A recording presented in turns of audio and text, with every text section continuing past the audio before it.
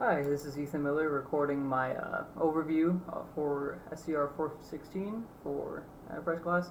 I'll be going over the build and fix process today. For the grading team, this starts on slide 14. It's the large splash of like the fireball with build and fix listed in it. So build and fix is a process. What is it? Good sides, bad sides, and how can it fit into a situation?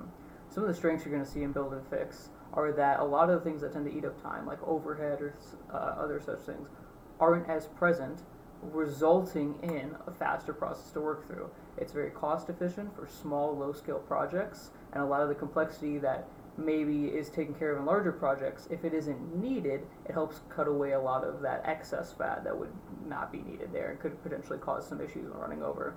There's minimal overhead between iterations, so if you have an issue on Monday at 2 o'clock with version A, version B is probably going to be out again soon, and you'll be able to get those fixes in immediately.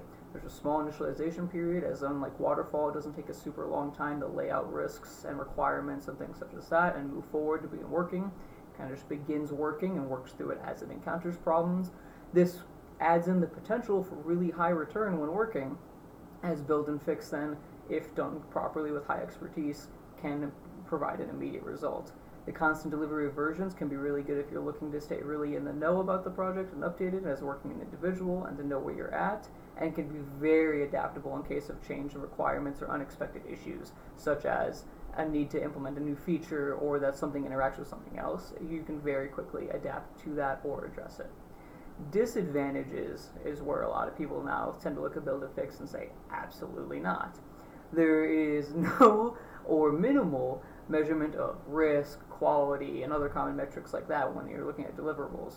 There's limited or zero documentation, meaning that whatever happens kind of happens, and if you weren't working on it, you're probably not going to know about what happened, except for just seeing the final product.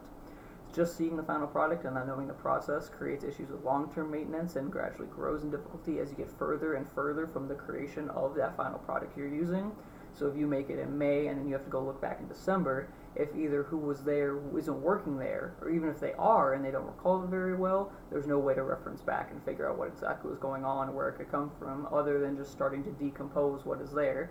It has the largest degree of uncertainty as a result of that minimal preparation period. And there's no waypoints for noting progress. Whereas most models would have 4 or 5 blocks that they work through, like initialization, this, execution, implementation, creating the loop there that we talked about in class. Build and fix really just has execution and testing, and you kind of just go around and around and around until you're good enough to exit out. So it's not going to really have that process you can look back on.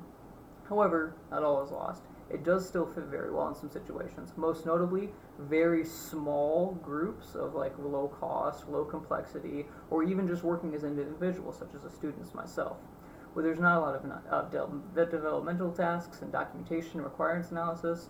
While this would obviously create larger issues with a more complex project in a broader scale, I'm not contesting that, it would absolutely be fine for an individual working on something temporary, and it can fit very well to quickly solve problems with a restricted timeline, such as the CSE and SCR classes we are in. Thank you. That was Build and Fix by Ethan Miller. Hope you enjoyed. I don't know what to say to end. I'm just gonna hit stop recording.